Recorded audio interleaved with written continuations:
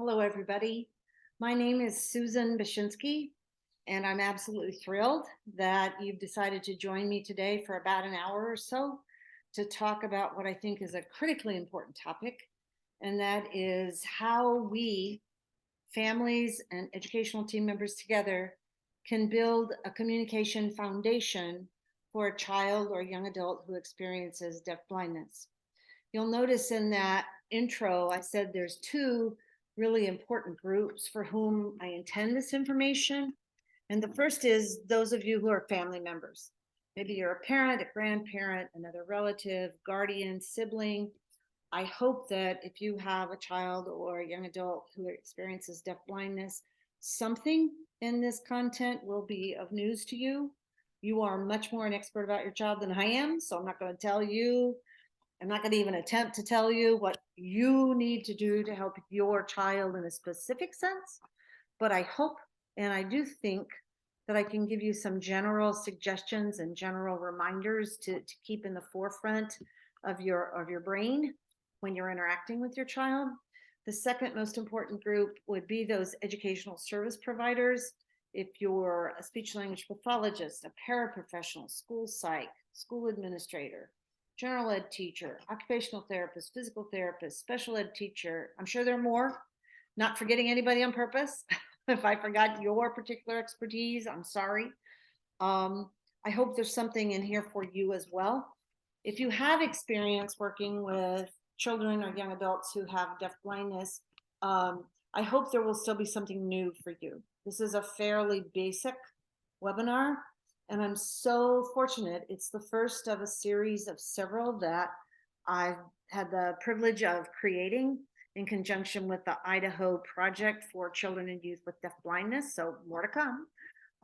And this is the basic introduction to what do we do to get a communication system in place, because most people in the field of deafblindness believe that that is the singular most important thing that we can do to benefit the educational progress and growth of a child, of a learner who experiences deafblindness.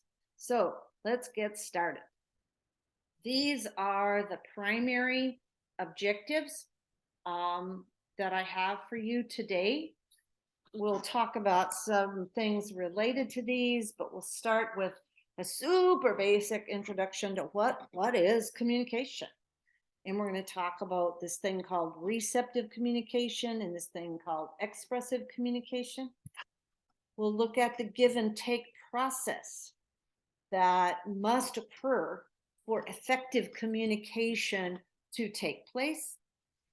I will give you, and this is sort of an introduction, a sneak peek at some things to come, at a few of the most basic facts about the communication characteristics of children and youth who experience deafblindness, because I think it's this objective number 3 that will contextualize the bulk of this webinar, which is number 5. Okay. Before we get to this meat of the webinar, we are going to take a quick look at this National Joint Committee, NJC, the National Joint Committee's Communication Bill of Rights. If we're talking about communication, I think I would be remiss to not mention this document. If you're aware of it, fantastic. Share the word, spread the word. If you have not heard of this before, I think it's important for you to familiarize yourself with its existence. Okay, it's available online. I have the website for you, not a big deal. The majority of time we'll spend today, we will spend looking at what I suggest to you. This is out of my brain, but out of the literature, out of my experience, out of my research. 18, and you have this as a supplementary document available that Dr. Kettrick has made available along with this recording, of things I call communication reminders. Don't forget these things, all right? It's like you have to sit down with the paper and memorize all 18. That's not my point, but I think these things will recur and they'll pop up again and again. And over time, I hope that you can remember them. I think all 18 of them are important. I'll try to illustrate for you some examples, and I have some pictures. And so that's enough about me. Let's go. So the basics about communication. As I said in the introduction, there are two basic categories, if you will, into which communication skills, anybody, yours, mine, anybody's communication skills are divided. And that is receptive communication, or how we understand what another person sends as a message, how we understand or interpret, how we comprehend what it is that that other person intends for us to understand from their speech, their sign, their motion, their face, whatever it is that they do. So our receptive skills are our input mode. And it's a loop. We'll look at the loop in a minute. But okay, you understand things. That's awesome. But if you have this great vocabulary of understanding, words, signs, whatever they are, if you have no way to express those things, you hit a dead end, right? So in addition to this group of receptive communication skills, you need expressive communication skills. And that is how a communication partner, a learner, a family member, a teacher, sends a message to another person. That's how you provide the output. You are sending output that you hope another person will understand, that tells them what you want, what you like, what you don't like, how you feel. You like their new shoes, whatever it is that you want to tell them. So you have to be able to understand the messages sent by other people, and you have to be able to express messages of your own for communication as a process to be functional and to maintain a communication conversation, if you will. So categories of communication skills. Receptive skills, that how you understand. With a learner who experiences deafblindness, this could involve a whole lot of things. For you and I right now, your reception or your understanding of the information I'm sharing with you is primarily reliant on your ears, right? You're listening to everything I say. And once in a while, when I don't have a boring slide, you have some things at which to look also. So you're basically learning using your ears and your eyes. And children and youth who experience deafblindness may well be able to do that to some degree also. But by the very definition of their disability, they're not able to use their ears in the same way that we do. And they're not able to use their eyes to the same extent in the same way that we do. So in addition, they are receiving, understanding, interpreting others' messages through a lot of other means. These are just a few. Their hands are so important. They learn a lot about your message through use of their hands. Maybe their whole body. This little one is learning a lot about what her daddy is doing by standing on his feet and holding him and rocking back and forth. Her whole body's doing the thing and giving her information that daddy wants her to understand. Textures, any textures, texture, touch, all of those things are input. Remember, we said receptive skills involve how I get a message into me. All of these are modes for input. Okay, hopefully this makes sense. My email's at the end, so if something I say doesn't make sense, write it down and send me an email, okay? Expressive skills. This is the flip-flop. This is how an individual sends a communication message to somebody else or multiple somebodies, okay? And the way that I'm communicating with you primarily is I'm using my voice, right? I'm using my voice, I'm swirling my cursor around the screen a little bit visually with some images. Mostly I'm using printed words in my voice. But for learners who experience deafblindness, it might involve their voice. Crying, screaming, groaning, grunting, okay? It might involve their hands, all right? Their hands just by grabbing things, their hands in conventional gestures like pointing like this. It might be movement. When they run from you, or hey, I bet we've all shared this experience. You're walking, you're helping assist a learner to get on the bus and whoop, the kid drops to the floor. And you might say, that's behavior. And I would challenge you and say, not really, that's not behavior, that's communication, or that's communication behavior. We'll get to that, but that's a whole body movement, right? Facial expressions, again, you could get a facial expression here and here, speaks volumes, right? Absolutely. Might be manual signs, might be tactile signs, might be objects, might be anything, might be grabbing a hold of your trousers and yanking on your trousers. That gives you a message from your child, right? Your child sends the message like, hey, pay attention to me. Hey, come over here. Hey, get me some goldfish crackers, or whatever it is the child or young adult wants to say. For effective, meaningful communication to take place between two persons or two or more persons, and you will hear me in the rest of this webinar talk about communication partners, because it's kind of akin to that old adage, if a tree falls in the forest and nobody's there, does it make a sound?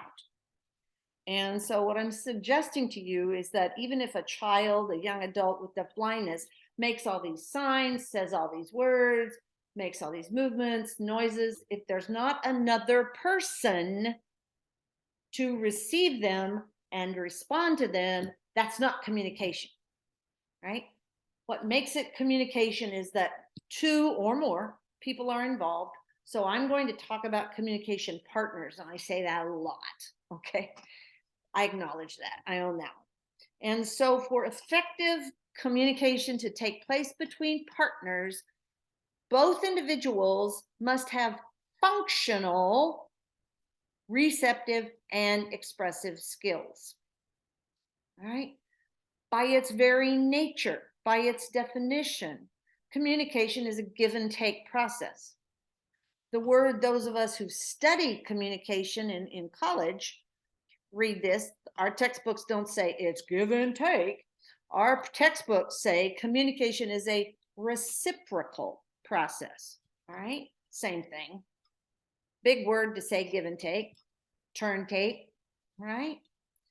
Communication is also, by its very definition, a mutual activity between at least two persons, might be more. Hopefully for me, there's more than two people, there's more than me and one person who will eventually see this, right? So it's a mutual activity. We share it. If we don't share it, there's no meaning exchanged and there's not communication, okay?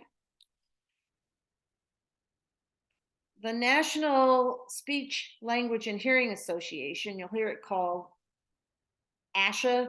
I think the technical name is really American Speech, Language, Hearing Association. Now that I'm reading this, my bad, I apologize. ASHA defines communication as the active process of exchanging information and ideas. The active process of exchanging those ideas.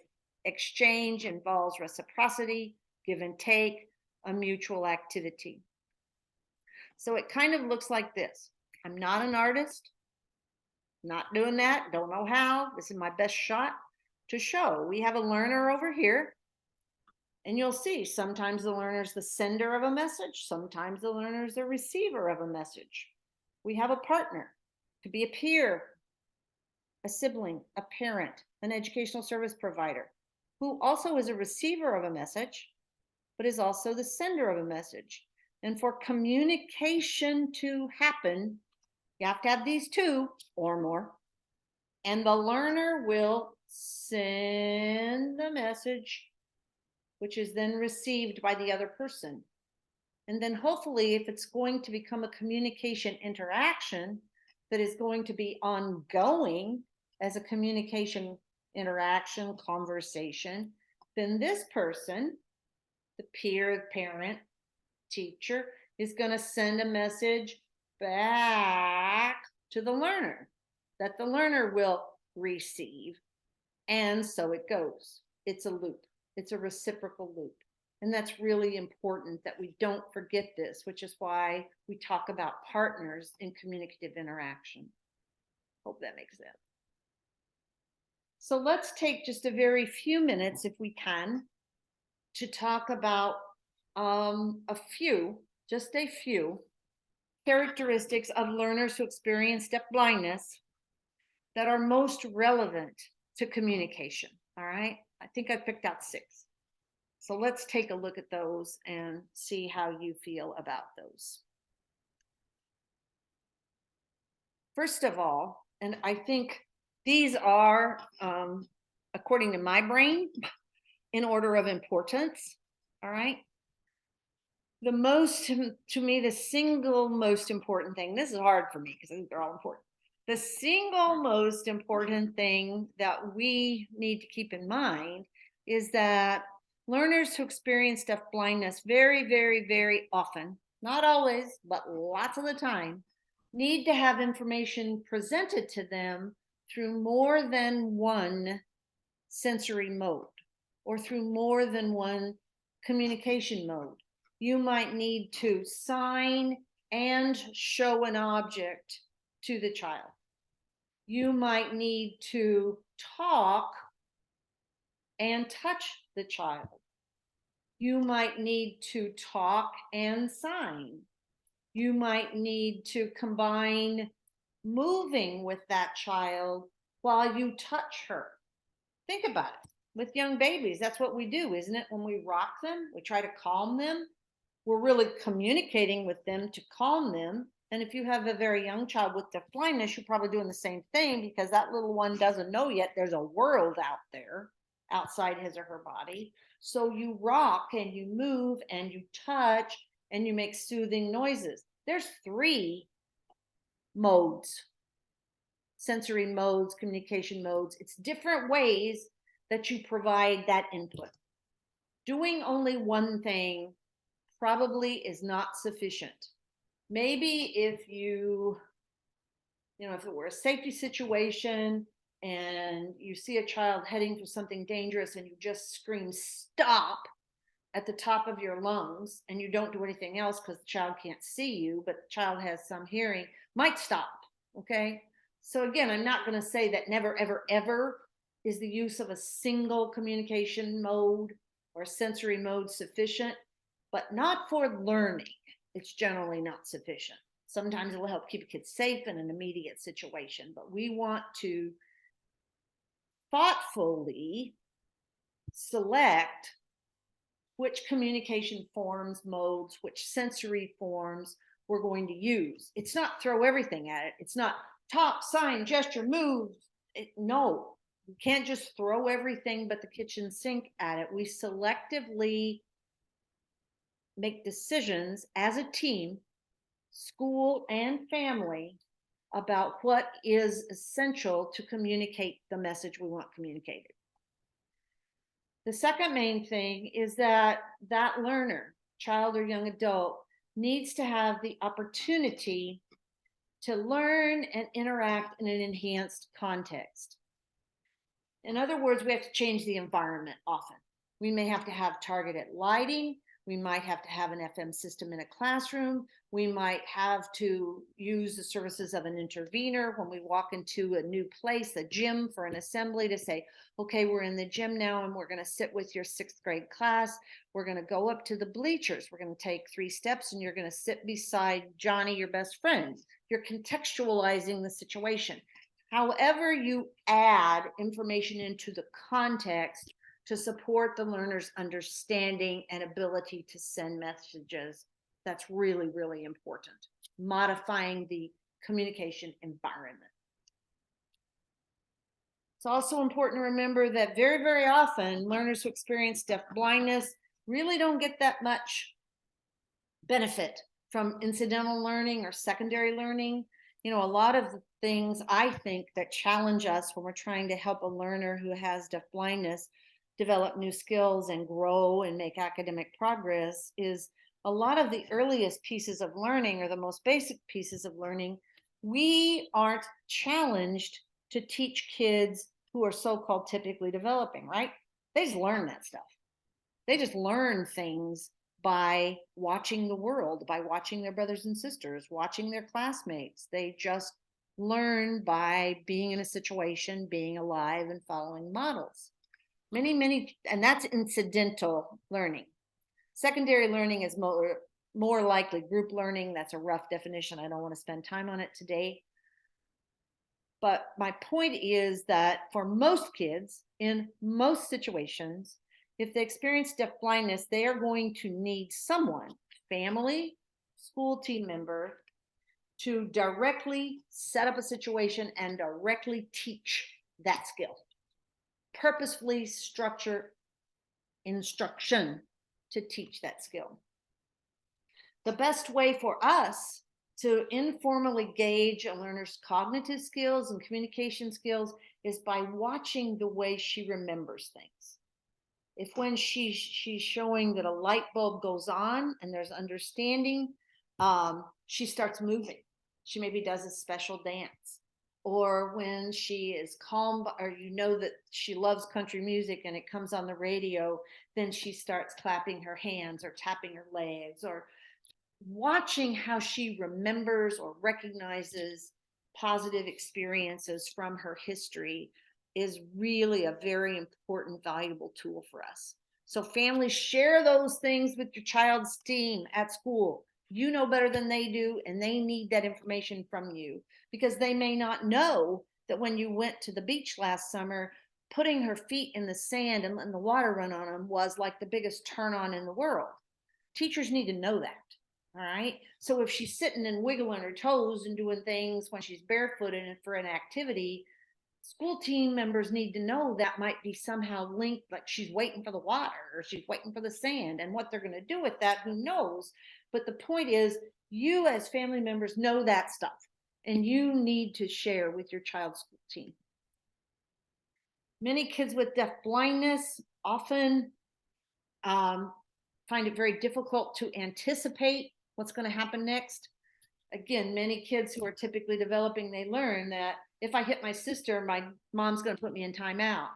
If I throw my food on the floor, my brother's going to make me clean it up.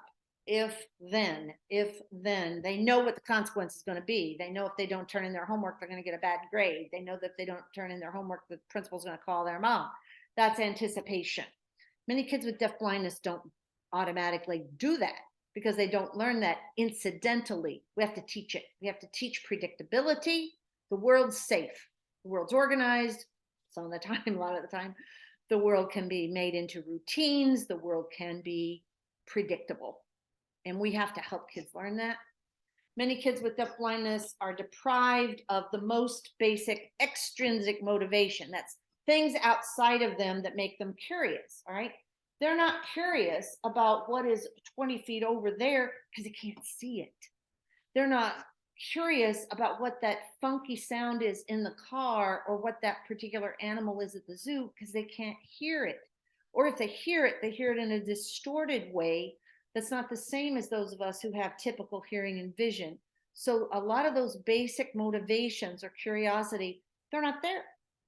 And without motivation, we don't learn as well, or we don't learn as automatically, right? So it's up to us as family and team members to help kids be motivated. So that is a quick run through some very basic communication characteristics. I want to spend just a couple of minutes on this National Joint Committee's Communication Bill of Rights, and then we will get to the reminders. This is what the document actually looks like. I have pulled this off of the ASHA website, American Speech Language Hearing Association. You may pull down a copy of it. You may print it. You may laminate it, put it up in your classroom. I encourage you to do that.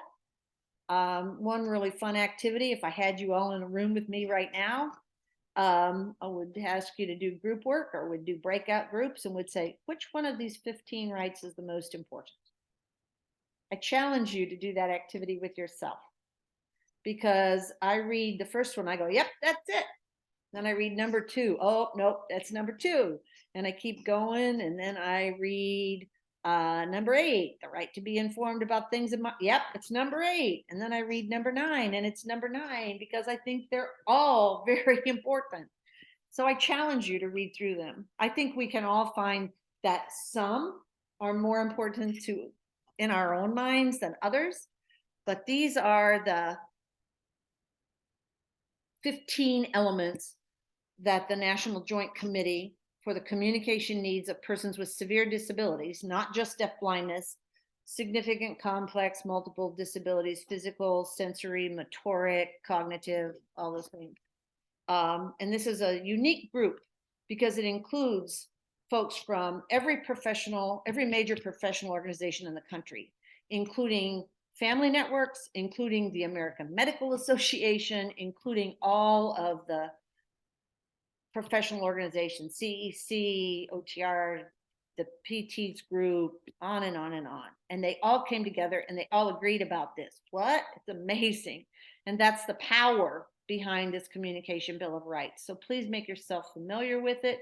This is the website from which you can pull down a copy. This bill of Rights was written long before 2016, but it was updated in 2016. It was developed in this article. So if you're interested, if you are taking a college class, you need to do a review an article, I recommend this one. It's fantastic. Nancy Brady, Susan Bruce, and these other folks put this thing together. They've been on the National Joint Committee, so take a look. It's important. Okay. With that said, we're going to look for a super, super quick minute at what do you as a communication partner need to do? Because if I'm going to say, here are these 18 reminders, well, remind me of these things when I'm doing what? So this is a real quick what. You as a partner, home, school, I don't care, school at home, learning at home, in-home services, whatever it is, I don't care. If you're a partner, you need to plan how that learner with deafblindness is going to receive information in every single activity. Now, this doesn't mean that if you're a mom, dad, or sibling that you have to structure a formal routine for every moment of time your child is at home. You start small. You start with those big events. If your family always has dinner together, supper, wherever, I don't know what you have in Idaho. We have supper in Missouri. Then it would really be great to plan as a starter how your child is going to get information about what is happening at supper with all the other people and the foods.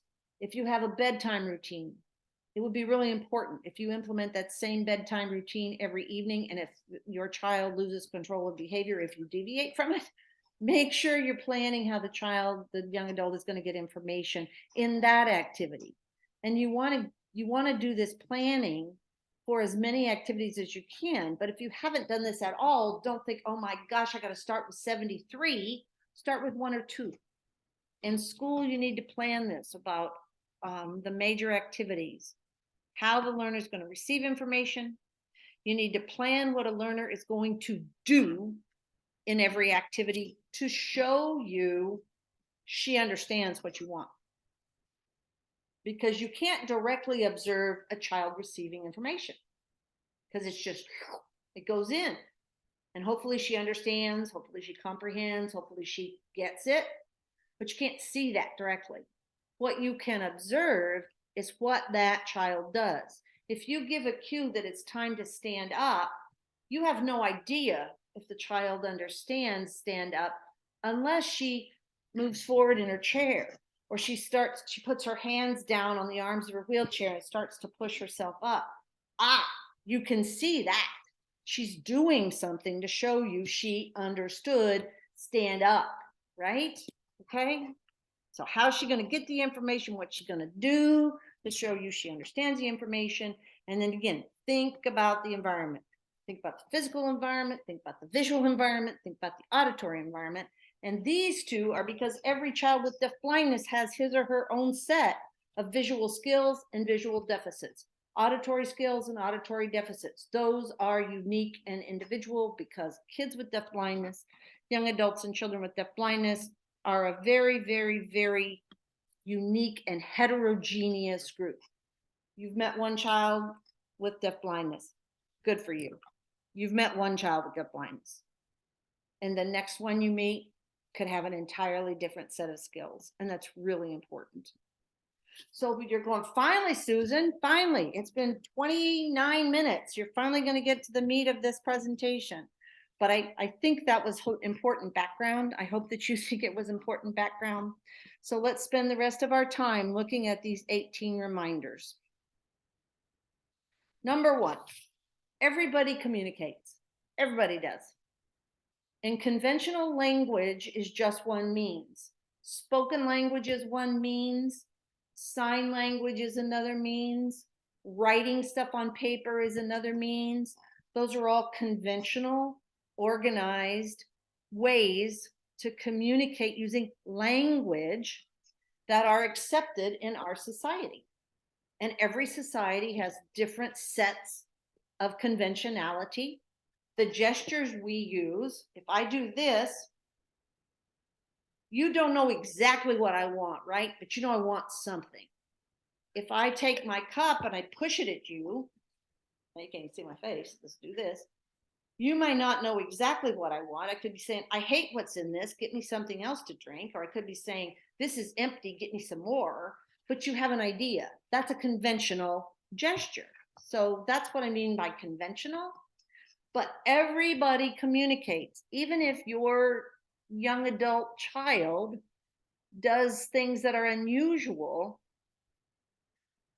You as a family, you as an educational team member, you need, in my opinion, to expect that every single learner is communicating. Not that that learner can learn to communicate. She's communicating with you right now. I went on a home visit to see a family one time, and they invited me into their living room, and the child was probably 12-ish, don't remember. And we were having a conversation. The child was there, didn't have conventional language of any sort, and was seated pretty near the TV. So I would imagine his visual skills are pretty limited. And all of a sudden, at one point, he reached up and he started beating on the side of the TV. Nobody in the family looked up. Nobody got alarmed or anything else. Big brother got over, went and got the remote, changed the channel. Kid calmed down, everything was fine. What? I wouldn't have had a clue because I don't know that learner. I'm not familiar with that learner. But that kiddo was communicating. And because his family expected him to communicate, and his brother expected that this beat on the TV means something, he expected that to mean something. The communication exchange was successful because once the channel got changed, the kid was fine. It's on us. The onus is on us to expect that every kid is communicating with us. We have to figure out what it is they're trying to tell us and how. Then we work with that, we scaffold it up, we organize it, go. All right. I get a little crazy about this. I'm sorry. The second one, I want you, because I couldn't find the picture, so I kind of made this up. We're going to pretend that these two individuals are teachers or paras in a school setting. And across this table that you see, or right over here by the blonde and right over here by the brunette, are two learners who need help with self-feeding. All right. So what I'm trying to say is when you are working with a learner with deafblindness, you need to observe that learner and focus. Observe and focus on that learner all the time. Don't be sitting here talking to your buddy about what's on your phone, what message you got, what you got at Starbucks that day, if you're gonna watch the game on TV that night. Because the learner who's sitting right over here that the blonde is supposed to be helping could maybe for a minute, when the blonde gives her a spoon to take to her mouth, she goes, and the blonde missed it because she's looking at her friend. Or maybe this learner over here, when the brunette helped her have a drink of something, she grimaced because it was too hot. They missed that. Those communication efforts were missed because, whoa, didn't mean to do that. Sorry. They missed it because they weren't focused on the kids. And when we are working with deafblindness, the partner needs to be, the communication partners need, I really do know basic grammar. I've checked this so many times. I apologize. I'm sorry. The communication partners need to be in that moment and attuned, very important word. The Europeans are much better at researching attunement than we are in the United States. The partners need to be attuned to the learner, not what's on their phone, not what their friend is talking about. So don't do this, all right? Focus on the learner you're supposed to be assisting and supporting. As I said, behavior is communication. We, especially with learners who don't have a conventional system of communication, we need to start organizing a way for that learner's behaviors to become communicative. Who knows what this little dude sitting on this rock is trying to tell us? He could be saying, I've been here before and I hate it. He could be saying, my diaper's full. He could be saying, I don't want to walk with you. I want to walk with Aunt Joanne. I don't want to walk at all. I want you to put me in a stroller. These animals stink. Who knows, right? Something, he is not happy, all right? But he is not sitting here, quote, having a tantrum just for the sake of having a tantrum. There is communicative meaning behind what's going on here. And that's where we start to build the foundation for communication, to help that kiddo. Maybe he's just scared, right? I've been paralyzed in situations when I've been scared, when if I weren't an adult that knows I'm not supposed to sit down and just cry and scream, I might have done that, right? The world is not random or chaotic all the time. The world is predictable in many situations. We have to help kids learn to anticipate. So another thing that we might have some information on in the future is how you can develop a non-symbolic expressive dictionary if you need to help scaffold that learner's communication development. That when little Billy does this, here's what we think it means. It means I'm scared. So here's what we're going to say to him.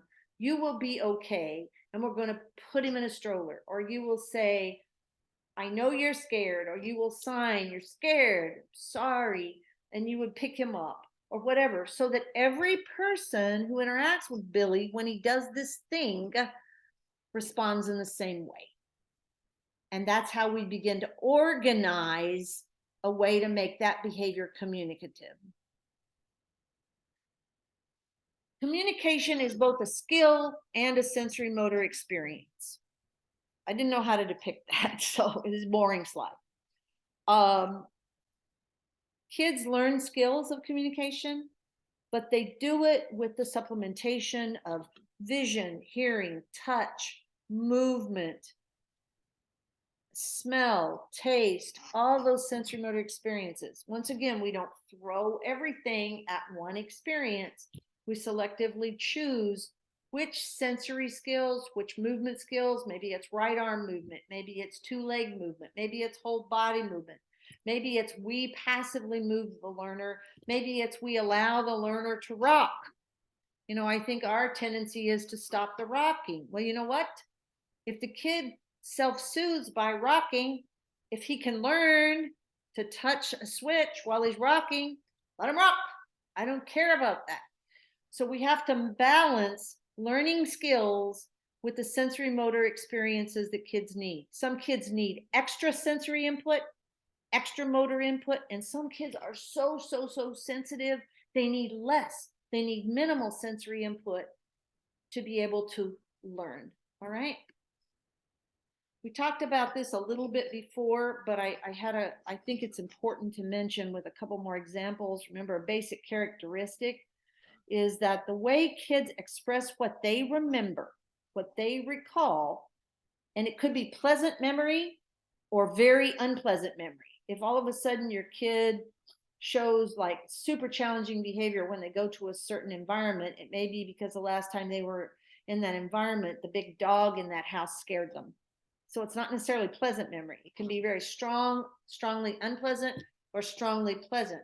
But the way they're going to show you that, they are likely going to incorporate either the movement or the tactile aspects of what that experience was. So we need to build in, as we try to make memories, we need to build in meaningful movement and or touch. This is called a personal identifier. This is a little preschooler with deaf blindness that I worked with. This is her teacher, the visually impaired. There's a group I didn't mention at the beginning. I'm sorry. And Emily is this TVI. She wore this particular personal identifier every single time she worked with this little girl. And they began their session by having her feel it to know it's Miss Emily. Powerful, powerful, and simple to implement. One of my favorite ones doesn't have to involve objects. I'd love to claim this, but it's a family that taught me. All of the main people in this young man's life greeted him to say hello with a kiss, but they just kissed him. All right. They created a system. Mama kissed him on the cheek. Daddy kissed him on the nose. Grandpa kissed him on the top of his head. And you go, well, they're all kissing him. And I'm saying, no, no, no, no, no. Remember, we said we're going to organize the world. It's all these random kisses from all these what? Mama, not the first time it happens, but it's going, if I get kissed here, that's mama. And what mama does for me. And if I get kissed here, it's scratchy. And that's daddy. And that means something. And this is grandpa. And you can use touch, you can use movement, you can use objects. Very, very important. Labels. We use labels. They're so confusing. Like, what would you call this? Some people would call it a tumbler. Some people call it a glass. Some people would call it a cup. Some people would call it a water bottle. Who knows what you'd call it? This is a true story. When I moved to North Carolina, the very first day I went in a restaurant, I talk about pop. In Missouri, we talk about pop. I don't know what you talk about in Idaho. Sorry, I don't know the answer. So I went in a restaurant, and here's too much information, but Susan loves Diet Coke, okay? So I went in a restaurant, and I ordered Diet Coke. And they said, you want a Coke? And I said, no, thank you. I want a Diet Coke, please. Yeah, you want a Coke. The person I was with ordered a Mountain Dew. She said, oh, you want a Coke too? What? Every fountain drink, every carbonated beverage, whatever the flavor, 7-Up, Mountain Dew, was called a Coke. What? And that's confusing for me. And supposedly I'm a literate person with conventional communication. I went to work with a team one time in Kansas, and I had the good fortune of being able to spend 2 whole days. And that little one, 7 years old, she worked with a bunch of different providers every day, and I followed her around. And I had the good fortune. I got to see her with everybody in every situation. None of the other people on her team had ever been able to do that, right? Because they did their own thing. And one of the first things I told them, because she did not have an organized communication system at all, very, very, very limited cognitive skill. And the first thing I said at that point in her life, in her development, and I said, well, the first thing that I would say to you is you need to decide what you're going to call her. And they're like, what? That team of folks called her by 7 different names in the course of the 2 days I was there. She didn't even know who she was, because those labels are different. When my son was a little boy, his name is Christopher. His preschool teacher told me how he wouldn't listen and how he misbehaved, and she called him Chris, and I had her play a game with me. And I said, would you ask him to do that same exact thing, but ask Christopher, will you come here, instead of Chris, will you come here? And she looked at me like I had 3 heads, but she did it, and he jumped up and ran over there. And my kid, thank you, universe, my kid is typically developing. He didn't know he was Chris. He'd always been Christopher. Okay? So this little one, 7 years old, with no language, organized language, she did communicate, but not organized system. She was called 7 different names. She was so confused, she didn't even know who she was. True story. For the majority of learners who experience deafblindness, again, not all, but the majority, the way in which they get information, receive information, is very likely to be different from the way they express information. And this little fella right here has been in, I think, 4 or 5 of my different research studies. and I have permission from his mama to talk about him and use his photo. His name is Lance. He took in information through manual sign. This is not his family. This is a stock photo. But his family signed. He did not sign to make expression, ever. That's not true.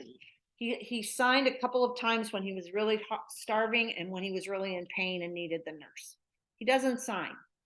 He uses gestures, which is what he's doing right here. Give me that thing, Susan. Or he uses picture communication symbols on a speech generating device. He does not sign. And it's not necessarily those are the two ways in which kids will receive and express information. My point is those two modes are likely to be different for kids who experience deafblindness on the basis of their own set of visual and auditory skills. If there's a PT or an OT, I hope you're with me on this one. Proper positioning and supports are essential to communication facilitation. If you're sitting in a chair, if you have physical challenges and you're worried about staying stable and you can't keep your head up and you might have a harness and you might have all these things to keep you in a good position, the single most important thing is that hip angle, the butt in the seat and the back be at a 90-degree angle. That's not the only thing about positioning, but it's the best thing for me to depict. But if kids are in a position like this, and they're struggling to keep their head up, they're not going to be able to focus on learning to communicate. They're focusing on trying to get their head up and see something. They're focused on trying to not fall out of their chair. So we need to remember positioning. It's very important. Accessibility, accessibility, accessibility, accessibility. We need to maximize it. Again, I didn't know how to depict this. Vision and hearing are two of an individual's three distance senses.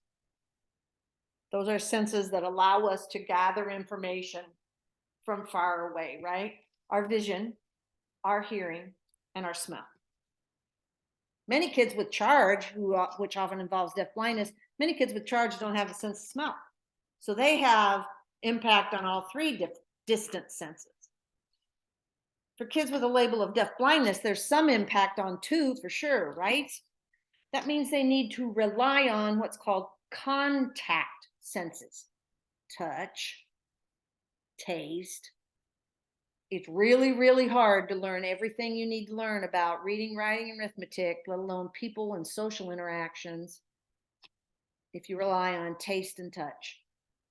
We have to maximize the access for kids to use whatever remaining visual skills, visual acuity, visual field, hearing skills, hearing range, volume, pitch, intensity. We have to maximize what they have. And sometimes we have a lot of things to help us. We have a lot of learning media assessments for kids in terms of visual skills. We have different kinds of FM systems, BAHA aids, hearing aids, cochlear implants to maximize access to auditory information. We as teams need to work with families to make that happen.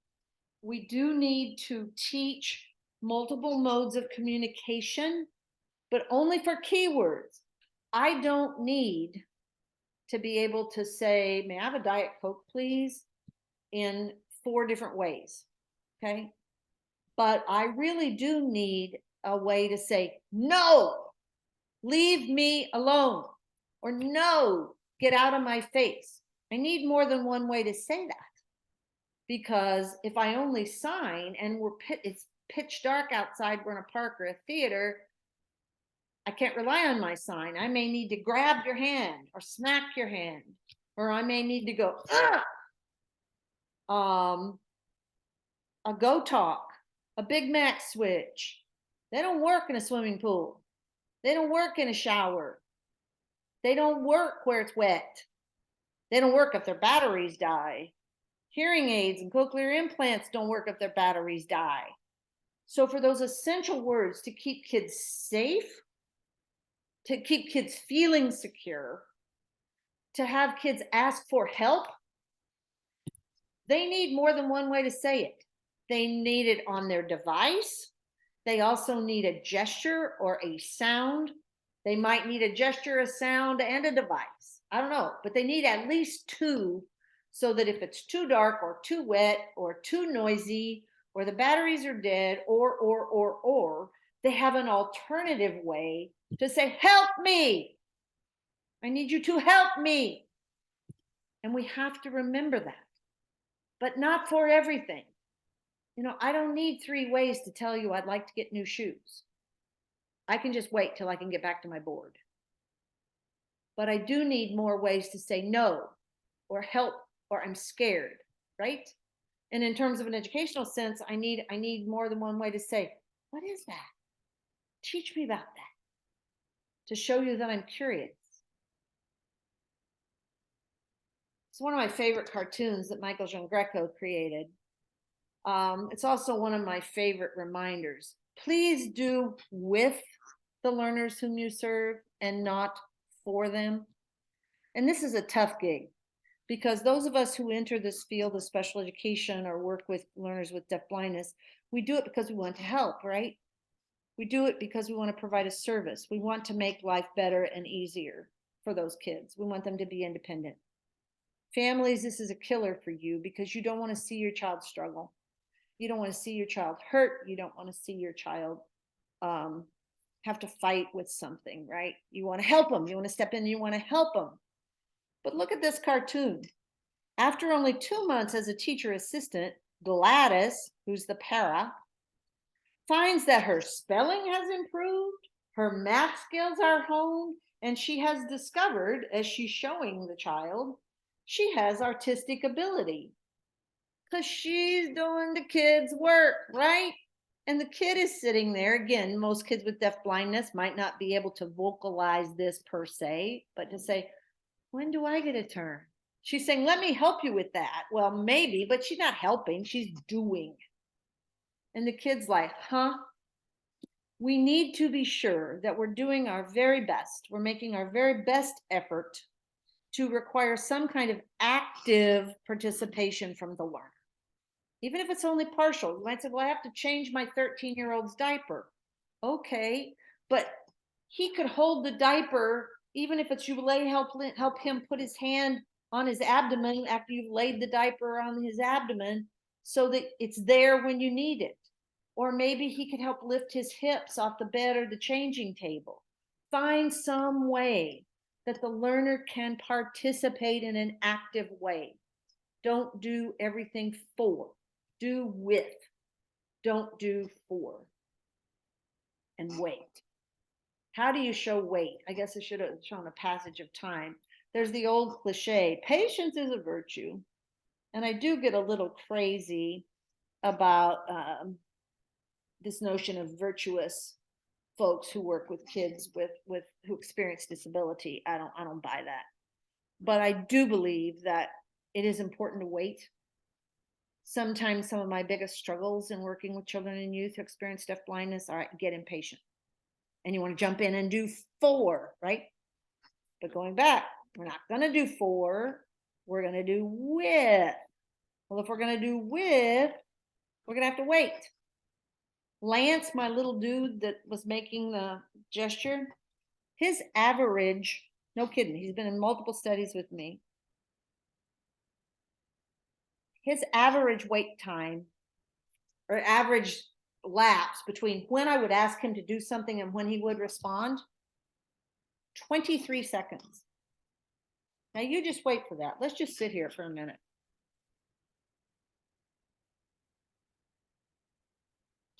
That was only 5 seconds.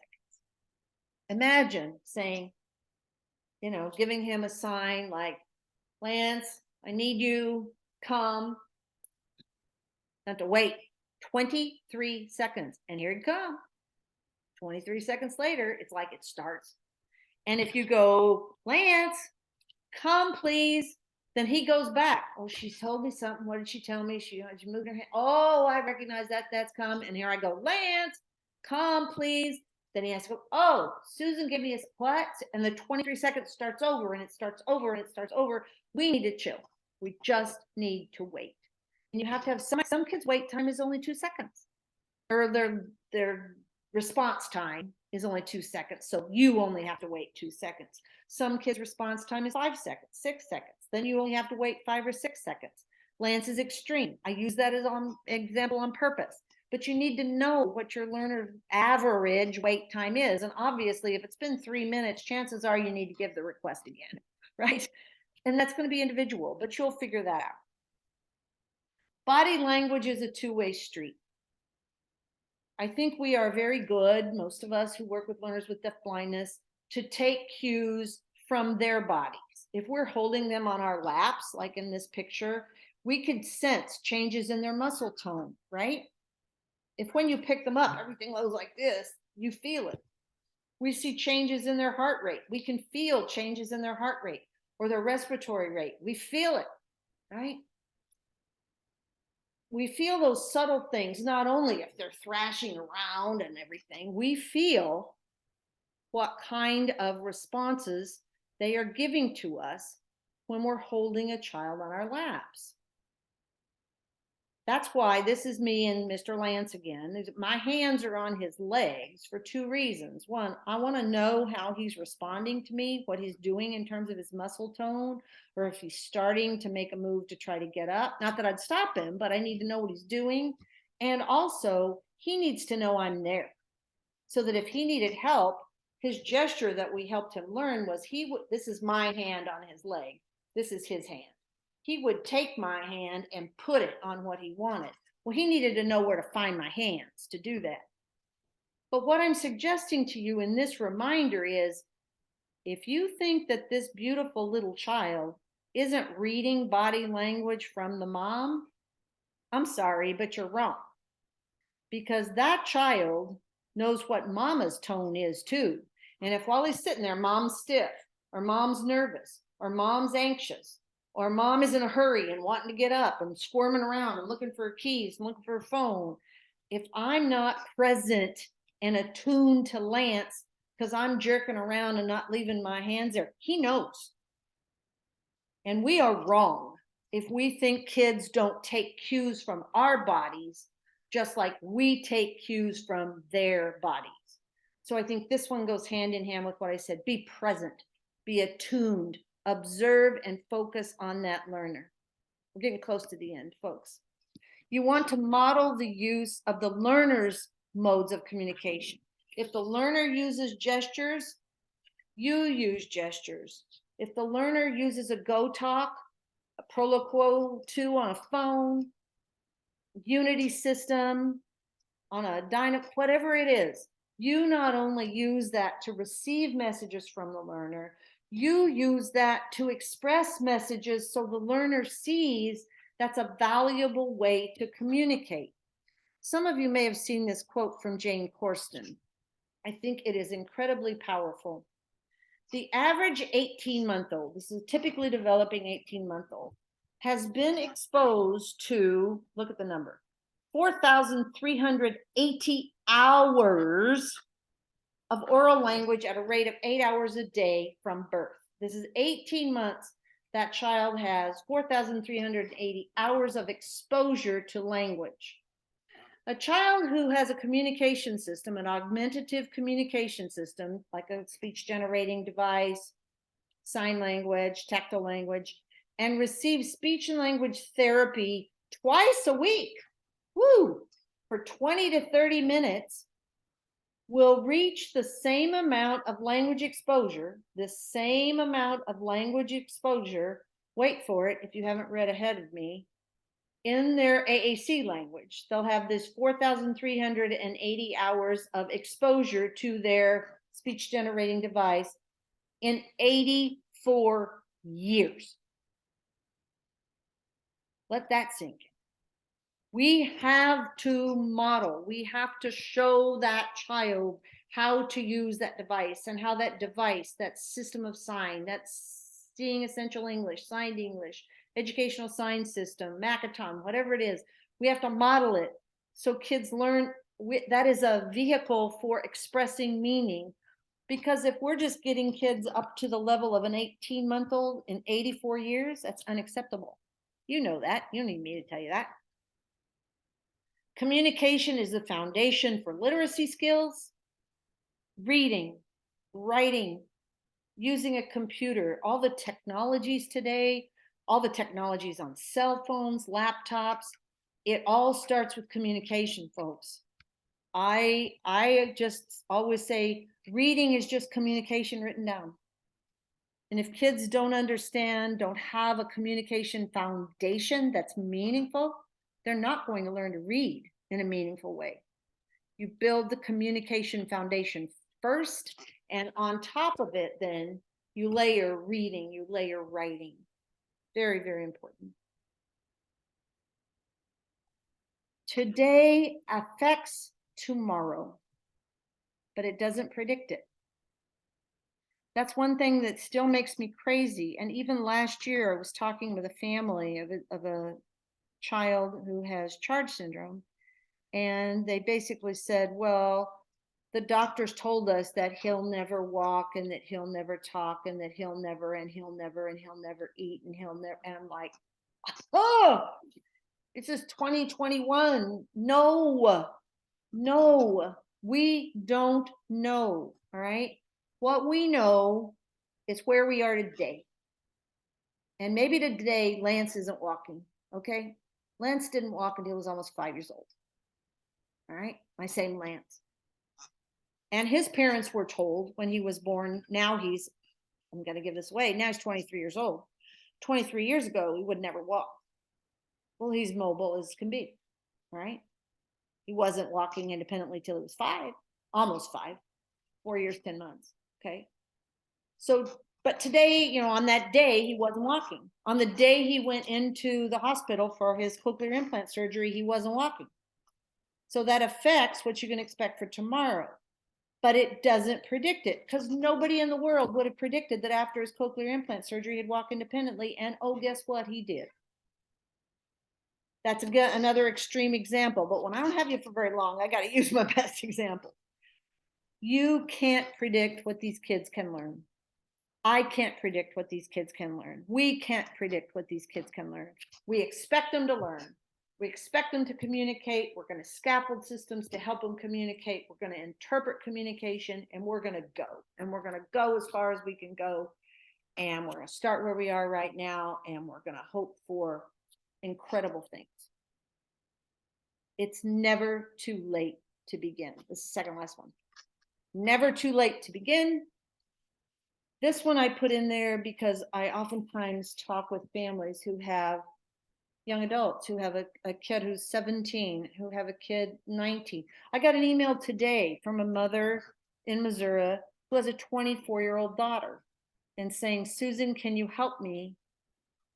She doesn't have a communication system. And I'm thinking, well, she communicates with you, but okay, we'll talk about it. It's never too late to start. It's better to start when a young adult is 20 years old than not start to build a communication system, right? Would it have been better? Would it have been preferred if you started when that little one was 6 months old, 4 months old? Absolutely. Early intervention is undeniably effective. We have research to support that. The earlier we begin, the more advanced the learning curve is accelerated. But it's never too late to start. So you don't throw up your hands if you work with a 19-year-old or a 15-year-old or a 12-year-old and go, well, no communication system, too bad, so sad. Progress will more likely be slower. The ultimate goal that's achieved will likely be less than if you had started when that child was 2 weeks, 3 months old. But that kid can learn. And it's on us to expect that kid to learn, to expect that kid to communicate with us, to expect that kid to make progress. We got to set up the environment. We got to increase access the best we can and start. I don't care how old it is how old the child is when we start, we got to start. And my last one is my favorite one. Nothing's free. You know that in your own life. but I mean it in a communicative sense. And this is, I'll pick on preschool teachers. Oh, you can't yell at me directly. You can yell at me in email. I love it. And I've been guilty of it. I've done the same thing. When I work with preschoolers, lots of times they have snacks. And so they sit around their little table, kidney-shaped table, and the teachers and paras give them these little cups with this much juice. Okay. And they give them like 15 goldfish crackers. And the kids just sit there and drink and eat. I'm like, no, no. You're just giving them all that stuff for free. No. Maybe you give them this much juice. They drink it. Well, what's going to happen? They're going to want more, right? They got to ask for it. It's not free. Maybe they're going to ask for it by knocking their glass on the floor. I don't care. If that's where we start, that's where we are today. Doesn't predict where we're going to be next week, but today he's knocking the glass on the floor. He's telling me he wants more juice.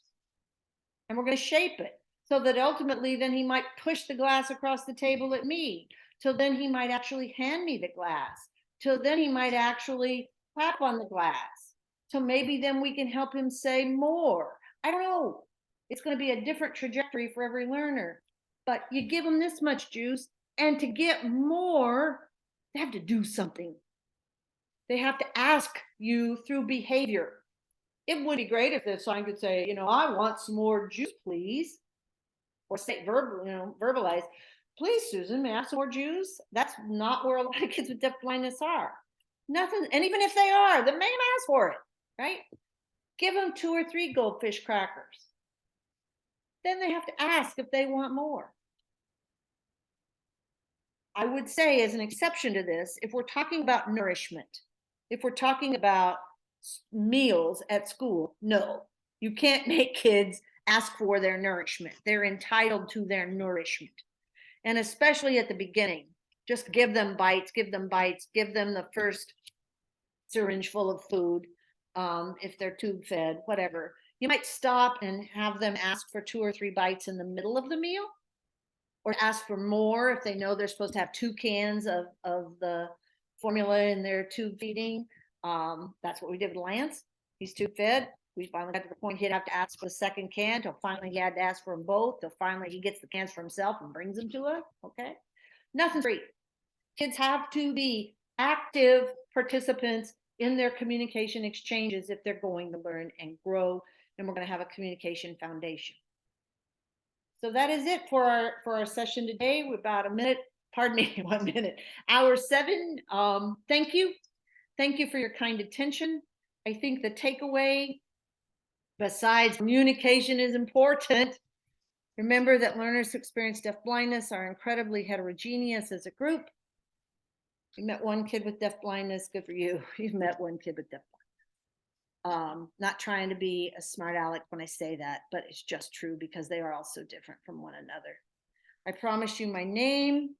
This is my private consultancy work, my email, my phone number. Call me up. I'd love to hear from you. And I do thank you for your kind attention. If you do have questions about the content in this recording, please let me know or get in touch with Dr. McKittrick. And Dr. McKittrick, I thank you for this opportunity. Bye, everybody.